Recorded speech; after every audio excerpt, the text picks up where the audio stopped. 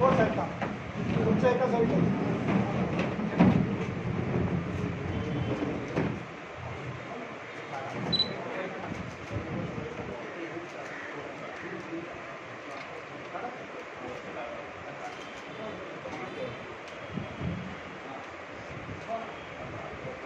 हो साहेब बाजू बाजू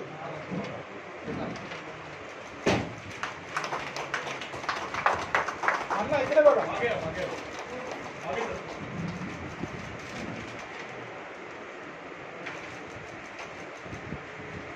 ओबीसी एकजुटीचा ओबीसी बहुजन पार्टीचा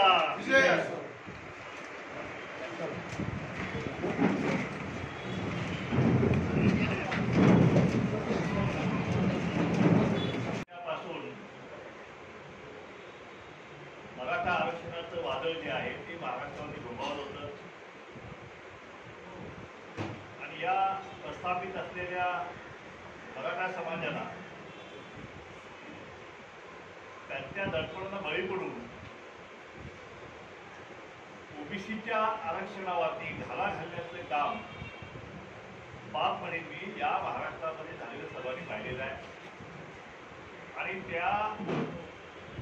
तो जो घाला घालण्याचं पाप जे घेतलाय त्याला सत्तेनं जे आहे तो जो पाठिंबा दिला रात्री बेलाचे जे जी आर काढण्यात आले सत्तेचा संपूर्ण वापर जो आहे तो या ओबीसीच्या आरक्षण जे आहे त्याचे 3 तेरा वाजवण्यासाठी झालं गेलं आणि त्यामुळे या महाराष्ट्रातला तमाम ओबीसी असेल बचावयुक्त समाज असेल इतर दलित वर्ग असेल हा संपूर्ण भयभीत झाला आणि शेवटी हे आरक्षण वाचवायचं असेल या आरक्षण सगळ्यांच्या ह्या आरक्षणाचं संरक्षण करायचं असेल तर आता सत्ता हस्तगत करण्याशिवाय दुसरा पर्याय आमच्यापुढे राहिला नाही किंवा दलितांच्या पुढे राहिला नाही आणि त्यातूनच या ओबीसी आणि भटक्यामुक्त दलितांचा एक स्वतंत्र पक्ष जो आहे तो या महाराष्ट्रामध्ये असला पाहिजे अशा भूमिकेमध्ये हा संपूर्ण समाज जो आहे तो वाड्या वर्षाचा गाव कसा बाहेरचा तो समाज या ठिकाणी गेला आणि गेल्या 2 महिन्यापासून याच्यावरती अनेक विचार सरबत होत होती. पक्ष स्थापन करायचा तर कसा करायचा, काय नाव ठेवायचं, त्याची घटना काय असेल, त्याचं वाटप कसं असेल, त्या माध्यमातून आपलं आरक्षण कसं करणार आहोत याच्यावरती गेली 2 महिने यावरती अनेक विचार विनिमय झाला आणि त्यानंतर अनेक पक्षांची नावं सुद्धा अनेक विचारवंतांनी सुचवली. त्यापैकी 20 नावं त्या ठिकाणी आली होती. गेल्या बैठकीमध्ये त्याच्यावरती 3 शॉर्टलिस्ट केली गेली आणि अंतिम बैठकीमध्ये अंतिमरित्या आम्ही या पक्षाचं नाव जे आहे त्या पक्षाचं नाव आम्ही फायनल करण्यात आम्ही यशस्वी झालो आणि आज आमच्या सर्वांच्या समक्षानं मी या पक्षाचं या ओबीसी आणि भटक्यामुक्त आणि बारामुक्त रावताच्या पक्षाचं नाव जे आहे ते मी जाहीर करत आहे. या पक्षाचं नाव जे आहे हे ओबीसी बहुजन पार्टी असं नाव या ठिकाणी असेल. त्याचप्रमाणे या पक्षाचा झेंडा जो आहे तोही आम्ही फाईल केलेला आहे. या पक्षाचा झेंडा पिवळा झेंडा असेल आणि त्याचप्रमाणे या पक्षाचं जे चिन्ह जे आहे त्याला आम्ही प्राथमिक चिन्ह जे आम्ही सिलेक्ट केलेलं आहे ते तुतारी वाजवणारा माणूस जो आहे त्याला आम्ही प्राथमिकता दिलेली आहे.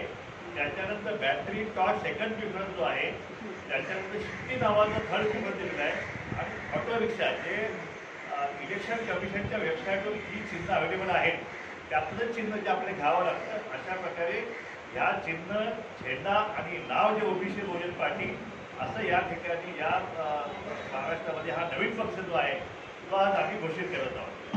हा पक्ष जो आहे हा पक्षाची विचारधारा काय, याची ध्येयधोरणं काय हेही आपल्यामार्फत मी महाराष्ट्राच्या जनतेकडून इच्छितो आहे. म्हणजे आमचा पक्ष जो आहे तो छत्रपती शिवाजी महाराज, छत्रपती शाहू महाराज, महात्मा ज्योतिबा फुले, डॉक्टर बाबासाहेब आंबेडकर यांच्या विचारांवर तत्वाने चालणारा आमचा पक्ष असेल. थोडक्यात शाहू फुले आंबेडकरांच्या विचाराने चालणारा हा आमचा पक्ष असेल.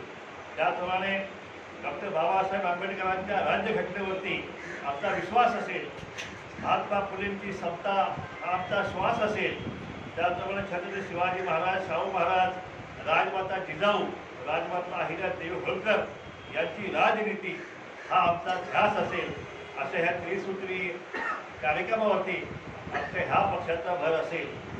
ओबीसी, भटकेमुक्त, बारामुक्त, दलित, मुस्लिम आरक्षणाचे संरक्षण करणे हे आमचे अंतिम ध्येय असेल कुठल्याही प्रकारे कुठल्याही कुणाच्याही आरक्षणाला धक्का लागू द्यायचा नाही, हा आमच्या पक्षाचं जो आहे, आमच्या पक्षाचं ध्येयधोरण असेल. आमची घटना ही धर्मनिरपेक्ष मूल्य जपणारा असेल. कुठल्याही धार्मिक वादाला आमच्याकडे धारा नसेल. त्याप्रमाणे या ठिकाणी वंचितांच्या, शोषित पीडितांच्या झोपडीत पालात सत्तेच्या सूर्याची सोनेरी किरण पोहोचवणारा आमचा पक्ष असेल. गाव कुसाबाहेर फेकले गेलेल्या वाड्या वस्त्यावरती डोंगर दुपारीत पोटाची खळगी भरण्यासाठी रणमाळ भटकणाऱ्यांच्या भटक्या मुक्त बाराबंदरांच्या पालात स्वातंत्र्याची फळे पोहोचविणारा हा आमचा पक्ष असेल. सत्तेचं वाटप सुद्धा जर आमची सत्ता या ठिकाणी आली तर त्याचं वाटप सुद्धा ते कसं करायचं हे आम्ही ठरवलेलं आहे.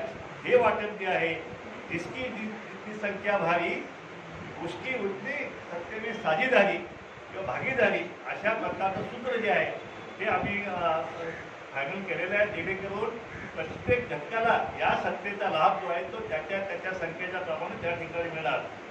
शिक्षणाची गंगा ही शेवटच्या घटकापर्यंत मोफत शिक्षण देऊन पोहोचवणे हे आमचं ध्येय असेल. ते आम्ही पूर्ण केल्याशिवाय राहणार नाही.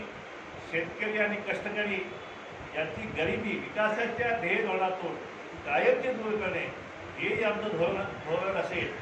त्याचप्रमाणे संत ज्ञानदेव, संत तुकोबा, संत चोखोबा, संत रोहिदास, संत दहय सोनार, संत नामदेव, संत गाडगे महाराज, संत सावता महाराज, संत भगवान बाबा, संत बाळूमामा, महात्मा बसवेश्वर यांची, संत जनाबाई यांच्या शिकवणीवरती संत सेवाची शिकवण जी आहे यांच्या शिकवणीला प्राधान्य ठेवून आमच्या पक्षाची ध्येय धोरण जी आहे ती यापुढे आणली जातील. अशा प्रकारे आमचा पक्ष जो आहे हा दलित असेल, कष्टकरी असेल, पीडित असेल, वंचित असेल, त्या सगळ्यांना न्याय देण्याची भूमिका जी आहे या आमच्या पक्षाच्या माध्यमातून झालेली आहे. गेली 75 वर्षामध्ये एका विशिष्ट वर्गाने प्रस्थापितांनी या सगळ्या गाव कुसावर राहणाऱ्या किंवा या ओबीसी आणि दलितांचं जे शोषण करून या सत्तेवरती डल्ला मारण्याचं काम जे केलेलं आहे आणि शेवटी जी काय भाजीबाजी होती जी आरक्षणाची ती सुद्धा हिसकवण्याचा प्रयत्न जो आहे तो झाल्यामुळं आम्हाला हा पक्ष जो आहे तो पक्ष आता स्थापन करावा लागणार आहे. या पक्षाची कार्यकारिणी जी आहे ती येत्या 4-5 दिवसामध्ये त्याची राज्य कार्यकारिणी असेल, त्याचं स्ट्रक्चर जे असेल, जिल्ह्यामध्ये आम्ही कसं जाणार आहोत, तालुक्यामध्ये आम्ही कसं जाणार आहोत, याची सगळी आमची व्यूहरचना जी आहे ती आमची येत्या 4-5 दिवसामध्ये आम्ही पूर्ण करू आणि या महाराष्ट्राला एक सक्षम असा पर्याय जो आहे की आतापर्यंत ओबीसी आणि दलितांना मतं द्यायचे फक्त प्रस्थापित समाजाचा, विरोधी पक्षाचा आमदार तोच असायचा उमेदवार आणि सत्ताधाऱ्याचाही तोच असायचा. त्यामुळे त्यांना त्यातल्याच एकाला मतं देणं.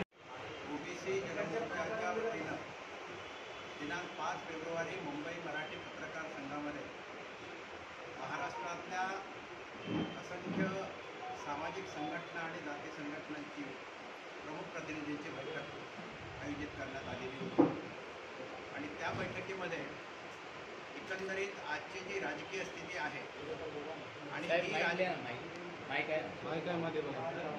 माईक चालू आहे.